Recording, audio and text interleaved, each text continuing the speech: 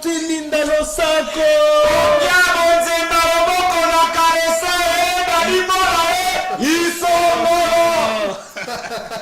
Pongia bonzemba loboko na kaleson bala balox giliti mavungu tala mbinga gabari ya bobali nzambe teinture climatisée on le croit si bouteille de ronchondise faudra tout refaire.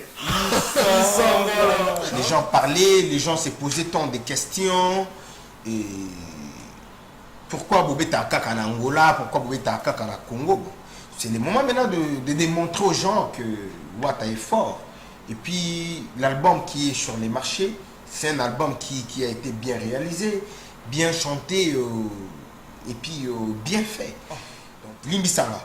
Oh Marius Munga. Voilà pour nous tout la personne de la musique. Et puis bah tu vas comme il ça na yo 1 mois 2 mois lelo, tu dis où les gens te suivent à la maison.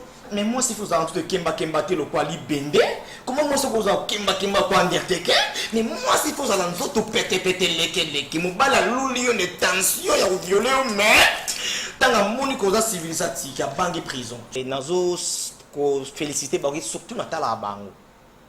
Tu sais pourquoi? Pourquoi? Parce que douce la bateau va mettre ma beaucoup besoin facile en beaucoup au Congo. Que Wata pour qui go c'est facile là. Et avec combien de personnes va autant la mission sur la chaîne de Bélé mais va zapper à batali ya mavungu. Vamos. Quand j'étais petit, quand nous chantions avec les Boudons, moi je chantais comme ça. Reko d'amour salisinga chimingili mavungu aikona tanga yoshimite na kukoma lokola gitaro ezangi bafil tope sapato ekatanelinga na miso ya bokilo yolongoli d'adresse bakisi bastadili mavungu fia longela bandeke bakomo yembelanga frère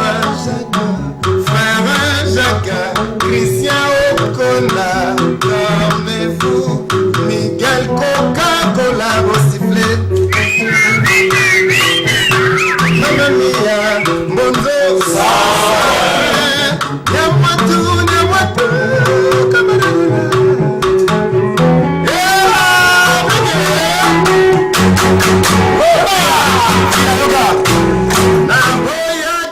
Et quand même au garde à rancœur Tina, la frère. C'est un frère ou un ami? Jeune frère. C'est un frère ou un ami? Jeune frère. Jeune frère.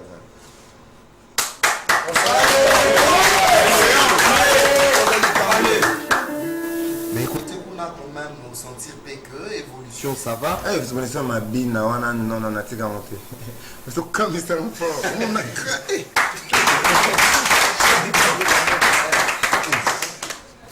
Côté ma bine, non. Donc, ma fleur est belle. C'est bon, on doit. T'es. Ah, la bine, ma bine, je vais te dire. Ah, mais tout même. T'es, ma bine, c'est bon. Bah, Banze Mondel, on a quitté, mais avec le temps, mollo. Son nom, le balokuta, peuple congolais, côté fort. Et là, ben, rakotu, ra, gra, prou.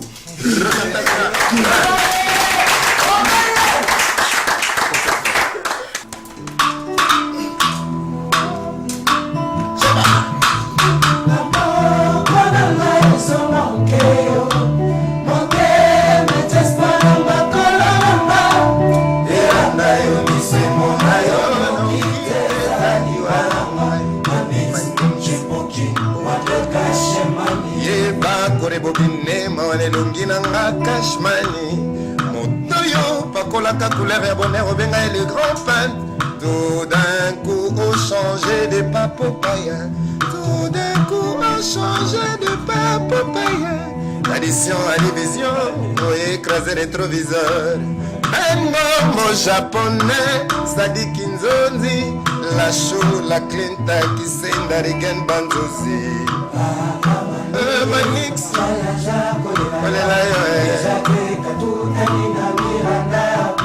mama, Ibratore, Kalabasa Kolela, Yeba, Kore Bobine, wana elongi nanga gilite moto yo pakolaka couleur ya bonheur obenga le grand peintre tout d'un coup changer de papo païen tout d'un coup changer de papo païen mbala moko bongwani mope na satana tout d'un coup changer de papo païen addition à division plus na diviser soustraction à moindre pourquoi sali bongo bakore bobinde malongi nanga kashe oyo pakolaka couleur ya bonheur obenga le grand pain d'un coup on change de papo païen l'addition à division pour écraser rétroviseur ben bombo japonais c'est du kabangu moto bamba mon vieux via longela e Manixa olela lela lela lela lela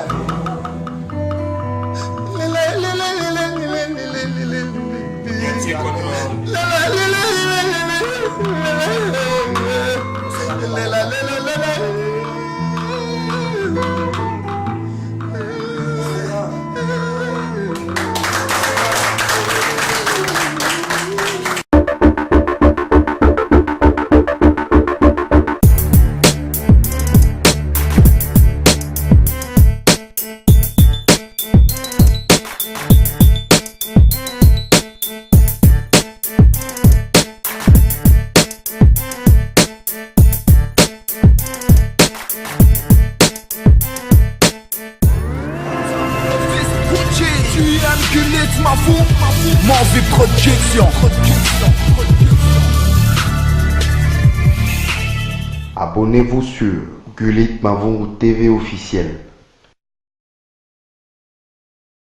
Merci à tous pour votre fidélité à Africa TV, la chaîne panafricaine. Donc nous sommes dimanche le 28 octobre de l'année 2010.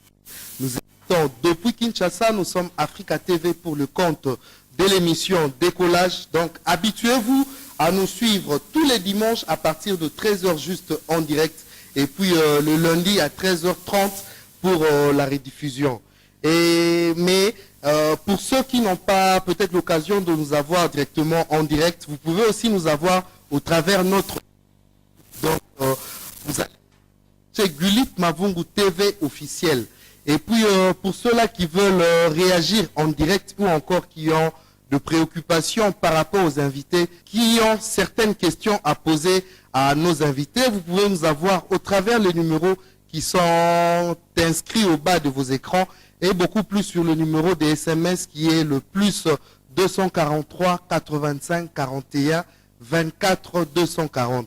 Nous sommes là pour vous apporter la gaieté, nous sommes là pour vous informer de l'agenda culturel congolaise, nous sommes là pour assurer la promotion de vos artistes ainsi que de leurs œuvres. Mais je penserai déjà à saluer l'équipe qui m'accompagne ce matin ou encore cet après-midi. Je commencerai par le commandant de bord, Fia Lungela, le réalisateur de cette émission Décollage. Et puis je pense au caméraman numérique qui est Yannick Mosengo, ainsi que Jonathan Sindani à l'assistance. Je pense aussi à Précieux Mouyoko qui est du côté de la régie finale. Et je m'en irai déjà du côté de la régie, tel que c'est un dimanche. Et c'est vraiment que tout comme Sankolo, après l'église, pour n'avoir pas kendagi église, bao bazongi, mais bisope awa, pour n'avoir banda nyon son gaieté, total isami souverain kolo. Donc je vais du côté de Fia Lungela pour un élément de musique chrétienne et puis retrouvons-nous tout juste après. Merci pour cette très belle chanson Bongwana du frère Jensi. Naranza nanzembo wana nde tokumisi nkolo na biso to remercier na ndenge abateli biso durant semaine mobimba depuis semaine ebandaki mambo ebele tokutani nango nati ndenge toyokuta na dimanche ya lelo. Mais quand même avant tout, avant que na yambela bino ba invité rapidement na opesa bino ba nouvelle elekani pendant la semaine, je vous parlerai déjà de Wenge Musique à Maison Mère du roi de la forêt et de la forêt.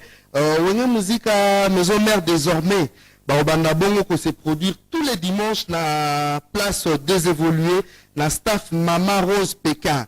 Donc, ouverture officielle, il y a ici quand même au Mabongo, dimanche le 6 novembre, année 2018. Et puis, Wera Igo de la Forêt a toujours qu'au faire patienter, fanatique nae pour la album formidable Oza Bongo sorti bientôt. Et j'aurais aussi à vous parler du Wenge BCBG de El Salvatore Jibem Piana. Donc, le Wenge BCBG a déjà repris avec ses séances répétitives tous les mercredis et tous les jeudis. Na Baoba est peut-être Baobate, bon se référer juste na Beach Mobila. Donc tous les mercredis et tous les jeudis, El Salvatore Jibem Piana, na Wenge BCBG, Bazawana, tout le soir en tout cas, pour na Kwege Bino, Bafan Nae. Je vous informe aussi que Ibrator Piana, il a séjourné il y a quelques temps du côté du Congo-Brazzaville, c'était pour enregistrer son nouvel album qui est C'est pas sorcier. Et je pense que nous serons ici avec Ibrator Mpiana pour en discuter beaucoup plus, vous informer beaucoup plus par rapport à Maramoazo préparé, puis surprise, il y a Makasio Azaro préparé pour Nabino. J'aurais aussi à vous parler du Maestro Fabregas. Donc, le concert du Maestro, il y a le 28 octobre, il y a 2018, et Zabongo reporté pour une date ultérieure. Donc je pense que je serai avec ces éléments ici sur place au plateau pour que informer Bisso beaucoup plus sur Yango, quelles ont été les raisons et ça que concert est à la reporter. Et puis très bientôt vous aurez l'album Cible. Et puis Yemoro Maestro a lobby que bazan un système y a radar, donc bazo contrôler bazone de risque. Et je vous parlerai aussi de Fali Poupa Helmara. Donc, Fali Poupa, après la sortie de son album Tokos, il nous annonce que c'est 2 novembre déjà, ce sera la sortie officielle de l'album Contrôle. Donc, Fali Poupa nous revient du Canada. Je pense que nous serons avec ces éléments pour argumenter cela beaucoup plus. Mais le dimanche, dans Nakozonga, Narokoma vendredi, le dimanche, il a presté au niveau de Njili Quartier 7. Donc, Izalaki vraiment Makasitro. Et puis bientôt, Baza encore pour repartir pour l'étranger. Naranissa, Narope Sabino, information avec beaucoup plus de détails au long de l'émission. Et puis, Héritier Watanabe, Satim Wata, il se prépare à nouveau pour aller du côté de l'Abidjan. Donc, Baozabon en production le 9, le 10 novembre du côté de Abidjan. Et puis, j'aurais aussi à vous parler de l'homme à la peau blanche, Robinho Mundibou, et son chiffre 9. Donc, Robinho Mundibou a outé que l'on célébiso single moko, babengina komo Ngambu. Mais il nous annonce que album Noir et Blanc, c'est pour l'année prochaine. Ils sont toujours en train de travailler par rapport à cet album Noir et Blanc. Naransaso ba fixé biso date, ngape na roya on peut sabino dato ba on sabiso. Mais pour na resouffler moi mukieto kinde susu na mupanzi a régie tous éléments moko et puis tous se retrouver tout juste après. Si vous venez là de suivre le tout dernier Héritier Watanabe, donc 5e vitesse, les dernier single Héritier Watanabe a été relancé, bazape toujours na préparatif. Il y a album na bango mi-ange, mi-démon. Mais ndenge pe kaka na sommaire na meka ego sabino que d'ici peu bazozo na lisusu na mupanzi ya Côte d'Ivoire na Abidjan. Donc Héritier Watanabe, je pense que je serai avec Dadi Moula pour co-argumenter ma solo na Betelibino na aucun déjà coupé sa mbote. Bonjour et bon dimanche à toi Dadi.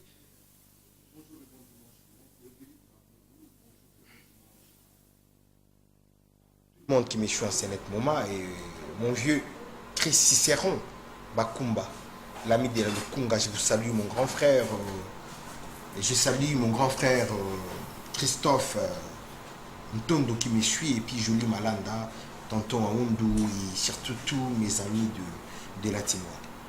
C'était Maïgout de Arolobaté, en tout cas Dadi Moula côté on a beaucoup de félicitations. 5e vitesse. Merci Philippe Nalandaka Ayo. Et puis, Talara, tout ça, ma fille, là, il faut quand même qu'on a la propre. Tanti Linda Losako!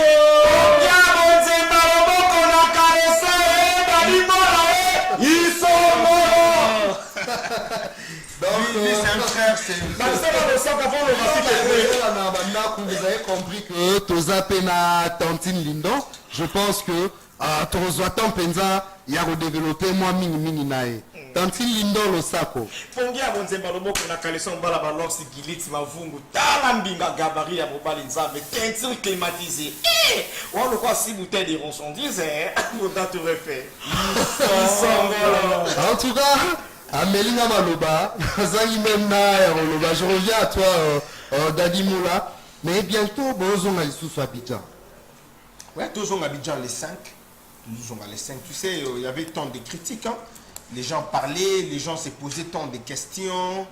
Et pourquoi Bobeta Akaka en Angola, pourquoi Bobeta Akaka en Congo? C'est le moment maintenant de démontrer aux gens que Wata est fort. Et puis l'album qui est sur les marchés, c'est un album qui a été bien réalisé, bien chanté et puis bien fait.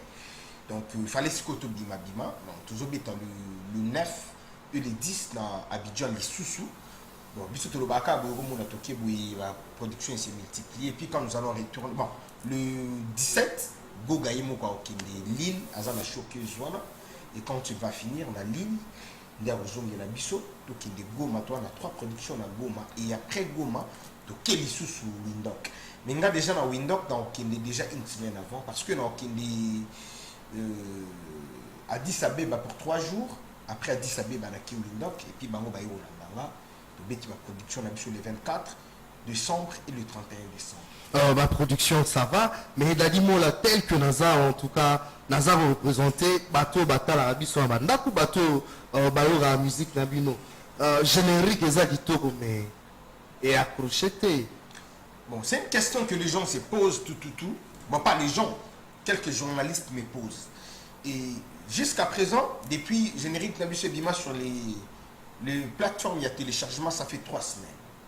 Mais depuis, de lancer un mot dans la télévision locale, Nabiso, ça fait pratiquement 2 semaines. Donc, à Zaman, nous, moi, tant ils attendent. Ils attendent ce que moi, tu as mis ici. Générique, quand ils ont ambulance, ça boit une et les gens doivent d'abord écouter, et les gens doivent d'abord voir et juger. Et par après, nde bakokende sikoyo na exercice wana kozala sikoyo pour lelo déjà je suis trop fier ezobeta bokovanda boina ligue des jeunes papi choka bongo mon pote mon ami papa ya Jersey bokope maboué ozomona 5e vitesse ezobeta boko leka bo 5e vitesse ezobeta mais yo en tant que ancêtre masolo ouais hein okopesa banakin à peu près date nini opena que erokanga poto yebi masolo ndule dans le temps ezali après 60 jours après une semaine erokanga après 2 mois nga nakopesa te po déjà ezosala makambo nango actuel générique pour l'instant ezali biso donc générique on amona ke ko ya lisusu eza nango ya Ibrator pour la studio obimisa générique ya Ibra donc à part Wana bon a évité pour actuel générique ils a 5e vitesse 2 semaines donc à peu près 2 semaines kaka ya promotion bah on dit nous croire que ils ont bêta to bozo mona qu'ils ont bêta parce que ça il va 6 mois bah 5 mois bah 4 mois il y a promotion à la filée ce que biso on a biso na pratiquement 2 semaines il y a promotion ça va on le la coutu ya ngote pour eko simba pe et simbi to comme nous na 3e semaine to comme nous na 1 mois en tout cas, tout ça là vraiment makasi naganisa fanatique il y a hérité Watanabe bazo apprécier plan na bango mais tout ça la makasi il n'y a pas de mais je suis très ravi parce que la semaine écoulée il y a qui répétition yozo mona so di générique et bandi ndenge bato baso télé na bazobi et donc vous allez nini pour bato mais ça en agulite je pense que quand tu avais commencé la télé directement bah il va combat ma vungote ah oh Sunan oh Limbisanga oh Marius Munga wana kulo tuna pesi ngote na musika bakukana et puis bah tu vas comme comme ça na yo 1 mois 2 mois lelo Gulit Mavungu les gens qui suivent à la maison ceux qui a cette télévision là imagine toi net maître Chris Cicéron Bakumba l'ami de la Lukunga un bon yaya, un bon tonton, il est vraiment utile pour la nation. Donc, azo vendre, azo tala gilit, azo sipila. Viens à Christophe Tondo. Avant de azo tala. En tout cas, plutôt plus Cicéron, Bissopé, tu peux s'y moter, mais quand même, Dadimo, là, qu'est-ce qu'on peut retenir dans le passage nayo? La passage dans excusez Dadina bonso qui la fouenge. Pour la tiki toko moko. Na kikongo babenga ngo kila fwenge yango moni na isanga baza bandenga mabeto kila fwenge kila bandenga musu kila fwenge yango moni na saibo. Qu'est-ce qu'on retient par rapport à vous allez retenir que ce que les gens disent, ce que les gens pensent, c'est ça yangote. Nous on est là pour la promotion. La promotion est à Ounga la Zousala. Donc comme vous me voyez là, donc je suis en train de faire la promotion à 5e vitesse. Donc bopé sa 5e vitesse, tant beaucoup découvrir yango. Moi, je suis botami lelo, toye bana to pe c'est combo nini ah akona na ba condition nini. Moi na déjà botama ki toyebi déjà ka bana na ngolia fufu, abana na ngolia bo. Donc ne vous dérangez pas. 5e vitesse isa wana dans sa bakinois kotoyo isa pe wana donc bon misana nango. Donc na yebi ki na ba décembre rien à dire. Merci, mais quand même bon dimanche et puis résumé en tout cas la conclusion. Moula. Donc la conclusion pour les séances répétitives, mardi, mercredi, jeudi au Grand Kassai, juste avant au coma. Donc entre paix victoire l'église Mouzala, on a sur cabine d'abord Kotaka la direction au tout les Grand Kassai Zawana, donc Simaya dans la Beauvon, Simaya Palais du Peuple. Donc tout ça on a beau autant la Timouat à la Bino, donc Makambezo les Cabiens. Donc mardi, mercredi, jeudi. Et en titre de rappel, l'orchestre quitte déjà Kinshasa le 5 pour la Côte d'Ivoire, Tourobeta le 9 et le 10. Le 17, dans la Choqueuse, la Lille, et le 24 décembre et le 31 décembre, né, tu vas à un niveau, il y a un donc programme. Bon, avant décembre, tu as Goma, après Goma, tu as un niveau. Je pense que tu as pour élargir le programme. On a bon dimanche déjà. Les boss Gaucho, David Loutete qui me suit en ce moment. Papi Choka Bongo Ligue des jeunes, Mokonzia Mariano. La pêche mbote bisika ozali papa à Jersey la pêche mbote na grand frère propre maître Chris Cicéron Bakumba l'ami de la Lukunga dont l'intelligence du pays la pêche mbote na joli malanda zolanda na famille à Palais la pêche mbote lisusu na vie na Christophe Tondo azolanda biso na moment oyo mais j'ai un message au fond adressé na Kikongo na bampangi nyonso keta na munu na moment yayi ba ressortissant na betu ya Bulungu. Tout à l'heure déjà à 15h on a venu Dibaya na Njili en face il y a marché de la liberté il y a réunion pas là na sambu betu nangu la boire na betu nata yo na zulu donc il faut Bulungu pour développer donc bampangi ya Bulungu c'est déjà na venu Dibaya numéro 7 na Njili betu na pana sambu na réunion et félicitations na Brifi bon il y a ça palais ton azanga donc lelo ça linga bien tant que nous avons mona mai azokinde po ba pasila bisemo tozala na ye donc yebani kati makambo tout fier lungela tous ensemble et président Ibrator bambote ya trop na leki na ngai les grands sapeurs de tous les percussionnistes taboche na en tout cas ta forme merci beaucoup à toi bambote na pas ya taboche le père et commis Mbalamoko et je profite de l'occasion pour faire une mention spéciale à Bobo Manda, matricule à Italie. En tout cas, bon dimanche à toi, mon ami, de là où tu es en train de nous suivre. En tout cas, bah, invité Baza, vraiment épelé. Le lot la surprise, Eza Penza, ya ébélé. Toza, n'a d'artiste na bino ne bolingara, mais na l'équipe déjà na Tantine Lindon. Oui, bonjour et bon dimanche à toi. Oui, bonjour, bon dimanche. Nabatutu Balinga Kaling de Karacha. J'ai dit bon dimanche à Ange Céleste Choisi Matata na Orléans, aussi Kazali, na maman. C'est pas comme ça soutient. Maman Carole la Gabonaise, na PC Bambo Tebele, Oiseau Zong Sanga soit Afrique du Sud. Donc, Bana Soudaf Baza d'ailleurs pour CP là, pour Bamoni Lindo Karacha.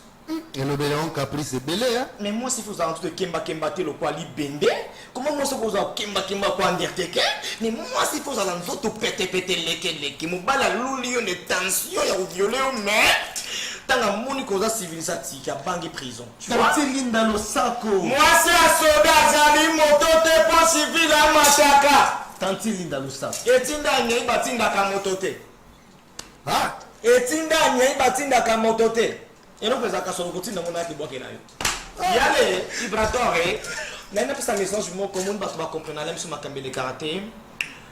Vibrateur au monde vibrateur le lot de bozo mona za kamuke kwa mannequin wana. Azaka bongo te bato baza ne formation vibrateur azaka neni.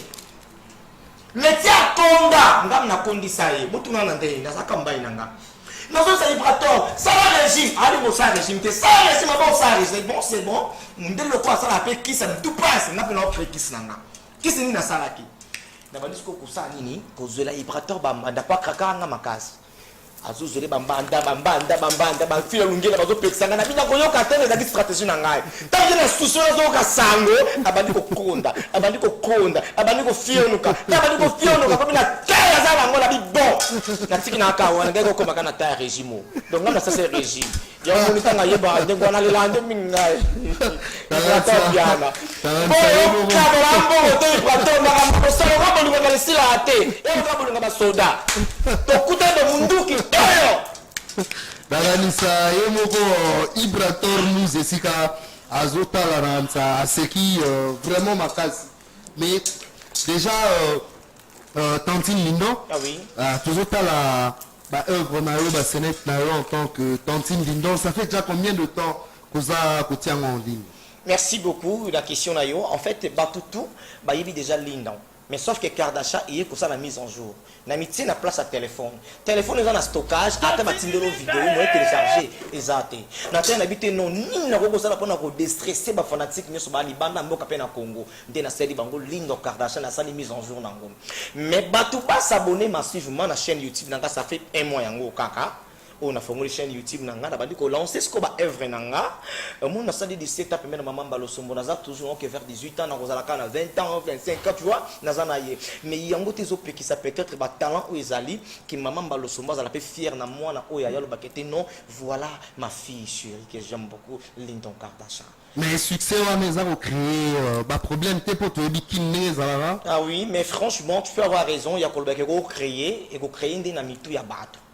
Mais l'expérience au Balosombaza nango, ceux qui 37 ans d'expérience, 38 ans même, ngana combien ta pembeni awati, en attend que tout le monde soit calculé dans babé, sauf que azana plaisir ya kolbaki voilà ma fille, alors sa fierté nanga banina Okemba la fille spéciale, et papa Jean-Dominique Okemba na Brazzaville, on a Titi Brazza, yesu roga krakabi non, Linda Kardashian ye, anga nozana ye, je dis bonjour d'abord na Brazzaville.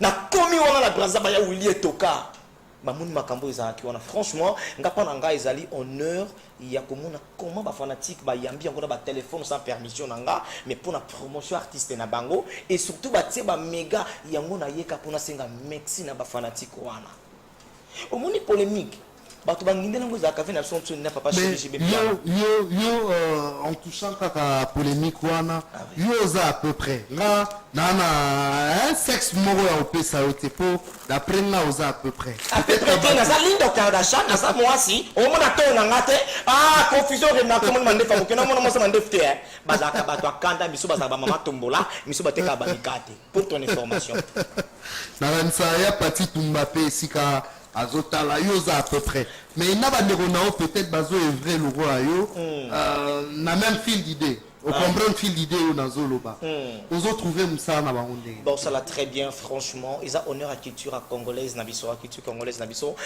moni na kati ya polémique ngana kana chambre te na matela te donc cela veut dire LBG je dis bonjour à toi à Talanga nazo ko féliciter ba surtout na tala bango tu sais pourquoi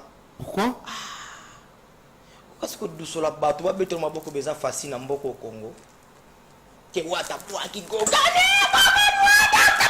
c'est facile ta et avec combien de personnes ba ota la mission sur ko ba chaîne ebele mais ba zapper ya ba batali ya mavungu pour na pesi mbote moko na Jérémy Mavungu mama Ida je dis bonjour à toi ma maman chérie que je na reste na longwa dinesse là msusu excusez-moi la personne monte place aux alliés et puis nabana tu ya lingua la bana barumbu on est là en fait c'est ça qu'a juste nazo sala makambo batu baza ko apprécier seul go remarquer que bota l'émission na ta numéro na téléphone yango plus 243 ya Willy Machine 89 633 0667 plus 243 89 633 0667. Si vous avez un peine, vous avez un siko pour au Kardashian. Parce qu'on a mis une tête naï ma pomoni dans le ben. Donc, on m'appelle. quand même, oui, ils ont sonné. Ah, il y a Willy Moussa, mais est-ce que tête naï ma pomoni? Le cœur des mamans, Rachel. Fou tabac qui ça. Émission de collage, tu as vraiment suivi ma Sipo. Dimanche, en tout cas, tu as contrôlé. Émission de collage, tu as contrôlé. Mais quand même, Buffy la merveille, ni nous pour retenir na passage na l'émission de collage.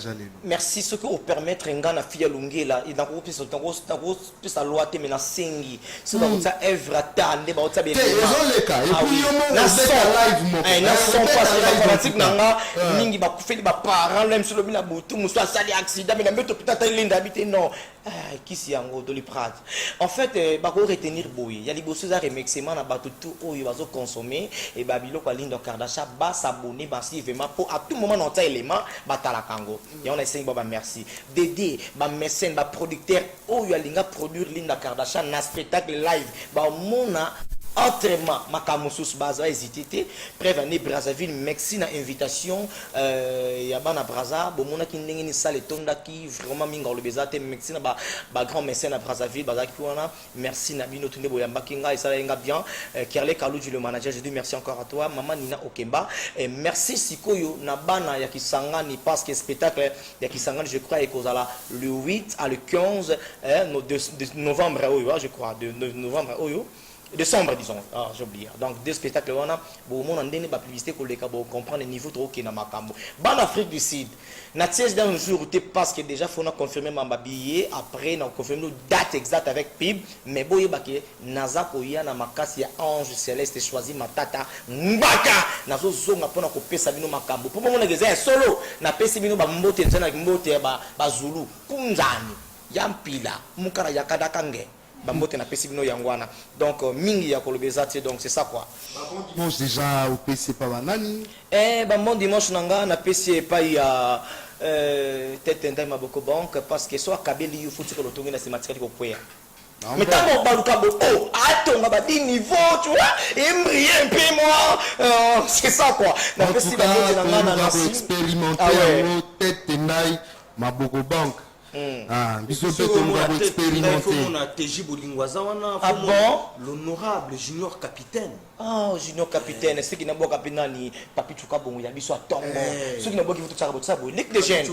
Papi Chouka Bongo, attention, il y a ma téléphone, tu mets la réveillon, Ligue des jeunes. Donc, il est comme si. Et puis, je pense à toi, Ben Manda, Yoka le sait, Tanti Linda Losako. Yeson Ekulu Subomenga Pasteur. Tanti Linda Losako. Basi ya sangwe sengwa pap. Losako Tanti Linda. Etinda nye batinda kamoto te pianga Losako. En tout cas, moi ça mon soyez avec Kiliboki à l'Utuma de Rengier, ils sont merci à vous d'être passé. Et puis nous voit qui Rachel Beauté Zitemba, moi on va souffler. Rachel Beauté se boit qui était. Rachel Beauté. Nous allons du côté de Fia Lungela. Pour souffler, allez souffler. Nibala piaka na zua. Tatilinda Losako. Nibu mwanzale sana kamersi te. Tatilinda Losako. Obundisi ngai to bungi. Tatilinda Losako. Mwasi ya soda azali moto te po civil amata ye. Soda utigere kasaka na panda. Tatilinda Losako. Nibala piaka na zua. Liloba. Tatilinda Losako. Mwasi ya nzala na bisenga. Tatilinda Losako. Papa nakita na mutu bakako. Yama sikizenga pondenga zolanda biso malamu nakita s'il te plaît. Yama usende litana obengo.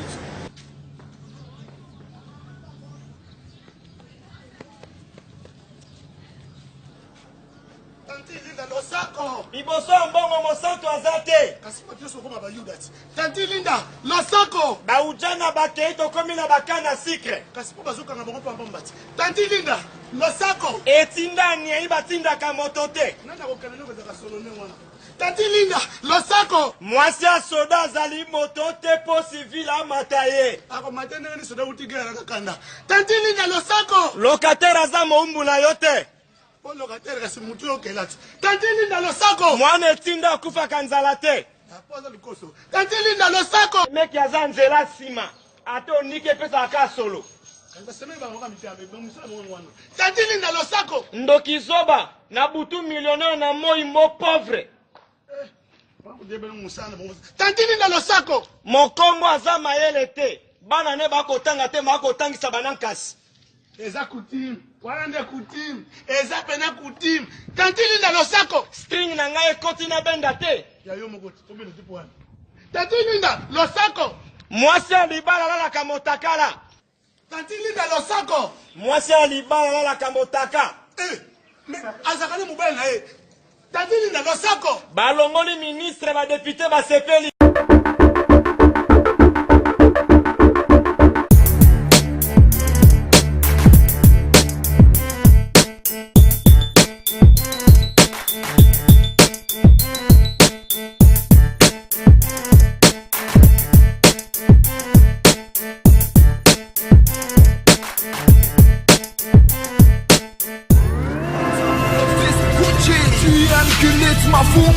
Mauvais projection. Abonnez-vous sur Gulit Mavungu TV officiel.